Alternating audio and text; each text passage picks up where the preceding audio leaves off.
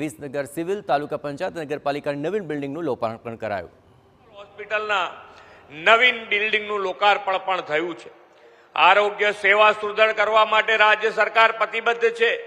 એમાં વિસનગરના ધારાસભ્ય અને માન્ય આરોગ્ય મંત્રી શ્રી ઋષિકેશભાઈ પટેલ અને એમની ટીમ અવિરત સેવા માટે હંમેશા તત્પર હોય છે।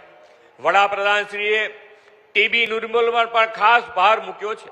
વડાપ્રધાનશ્રીના નેતૃત્વમાં કેન્દ્ર અને રાજ્ય સરકારે નિક્ષય પોષણ યોજના દ્વારા ટીબીના દર્દીઓને સહાય આપવાનું શરૂ કર્યું છે।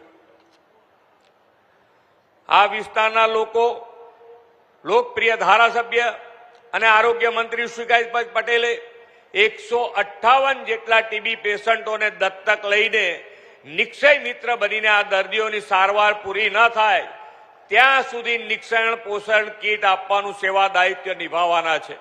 એટલું જ નહીં પણ 1500 જેટલી સગર્ભા માતાઓને પોષક આહાર રૂપે રાગીના લાડુ તેઓ પૂરા પાડે છે। તે માટે હું એમને ખૂબ ખૂબ અભિનંદન પાઠવું છું। વડાપ્રધાન શ્રી મોદી સાહેબે સ્વચ્છ અને પર્યાવરણ પ્રિય રાષ્ટ્ર દ્વારા વિકસિત ભારત 2047ના નિર્માણનો નિર્ધાર કર્યો છે। આ માટે તેમણે સમાજ હિતના 9 સંકલ્પો આપણને આપ્યા છે।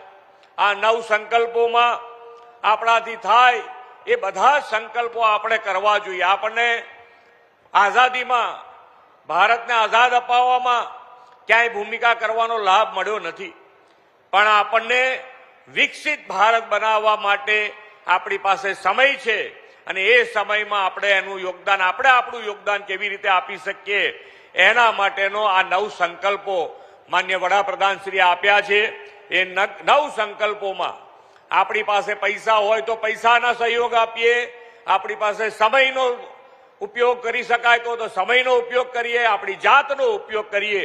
જેમાં પણ આ 9 સંકલ્પોમાંથી જે સંકલ્પમાં આપણે જો એની અંદર સહભાગી થઈ શકીએ તો આપણે વિકસિત ભારત, વિકસિત ગુજરાત, વિકસિત વિસનગરના સહભાગી બની શકીએ, એનો આપણે ગૌરવ લઈ શકીશું। સૌથી પહેલું તો આપણે જે પ્રમાણે પાણીનો ઉપયોગ કરી રહ્યા છીએ, પાણીનો ઉપયોગ કરો એમાં કોઈ વાંધો નથી, પણ ભવિષ્ય માટે પાણીનું સંચય કેવી રીતે થાય એના માટેનો આપણે વિચાર કરવો જોઈએ। અને એના માટે વડાપ્રધાનશ્રીએ કેચ ધ રેન અંતર્ગત વરસાદનું ટીપે ટીપું પાણી કેવી રીતે બચાવી શકાય એના માટેનો આપણને સંકલ્પ આપ્યો છે। તો એ સંકલ્પમાં કેવી રીતે આપણે ભાગ લઈ શકીએ। એ જ રીતે પર્યાવરણ જે ગ્લોબલ વોર્મિંગ અને ગ્લોબલ વોર્મિંગમાંથી નીકળવા માટેનો એક જ ઉપાય છે કે જેટલું ગ્રીન કવરેજ વધારીશું તો જ આપણે આ ગ્લોબલ વોર્મિંગમાંથી બહાર આવી શકીશું।